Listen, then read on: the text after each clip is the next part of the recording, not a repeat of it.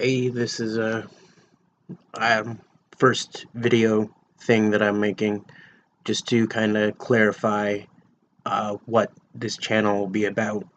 I am schizophrenic and I feel like I need this anchor into reality, and I really don't care if I get views or subscribes. It's really a place to like keep all the recordings of shit going on. So I'm just gonna like rant for about 9 minutes and then just upload it to basically keep it as a journal or vlog or blog or whatever you want to call it nowadays. Um, it's funny, I had all these ideas about what I wanted to talk about, but now that the camera's rolling, I have no fucking clue what to say. Um, I don't know. I guess one thing I can remember clearly is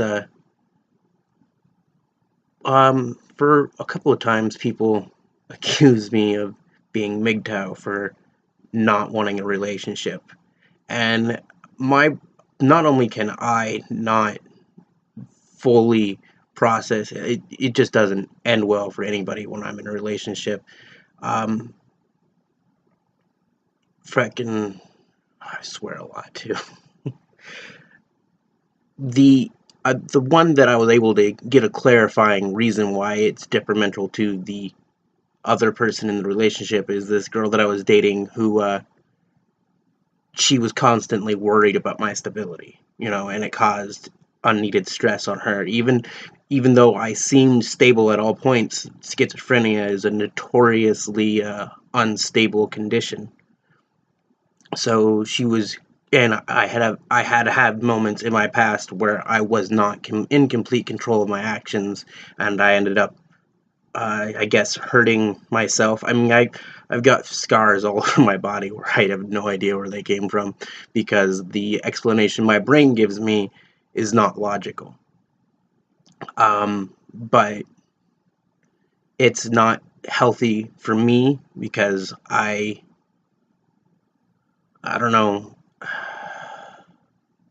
when they start reacting adversely to my instability, it does not exactly help keep me stable. And um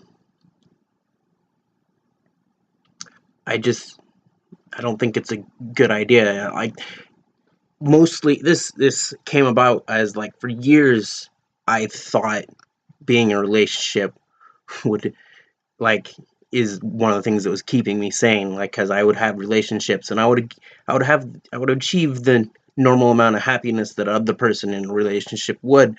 However, um there was so much stress from dealing with someone else's emotional problems as well that I ever since I stopped, I've noticed, like, I'm happier now. Like, there's no more stress going on, and I'm not gonna, like, I'm happy with my video games, I guess, And this is just, like I said, me ranting for a while. I'm not gonna be uploading too many of these until my living situation is more stable, because currently I'm staying in a garage paying someone $200 a month to stay here.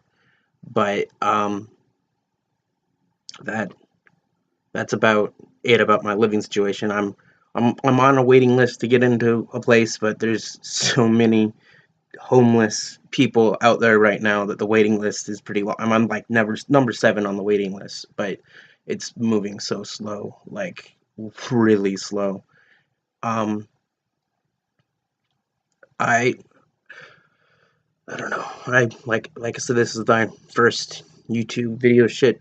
A lot of the times, a lot of the things that I'm gonna be doing, I'm probably gonna be watching my own videos and then responding to my own videos like I do in my actual written down journal. And this is this is a piece of advice that my psy my psychiatrist gave me a while ago that I never followed. Never thought there would be a need for a video except for like vlogging or whatever. But I recently went through a situation where I have no idea what really happened, because what I remember to happen all fell within the realm of possibility, which is not very typical of my hallucinations. It's very atypical of them. Normally it's like a ghost or a demon or a god or some stupid shit like that. But this time it was somebody who claimed to be someone from my past who I didn't recognize initially, and them getting incredibly upset over the fact that I didn't recognize them immediately, and them getting very upset that I felt like they had to prove to me who they were. And then after I finally accepted that that's who they were, it all magically changing and them deciding that they've never met me before and that I intimidate them. And that's the interesting thing, is because other people would tell me that she's scared of me, but then when I checked myself into a mental hospital because obviously I was going crazy, her lawyer appeared on her behalf because she refused to appear, saying that despite his recommendation, she only described me as intimidating and refused to call me scary, but she decided, but intimidating was the proper word. And I guess I look pretty intimidating. I guess I act pretty intimidating. Maybe my diagnosis is pretty intimidating. There's lots of things that could be said about it, but the biggest confusion I could see is the one the judge was equally confused about, is how could she have never met me before and also find me intimidating? So there's a little bit of some fuckery going on and all that, but it's what caused me to initially say fuck relationships. I give up on this bullshit.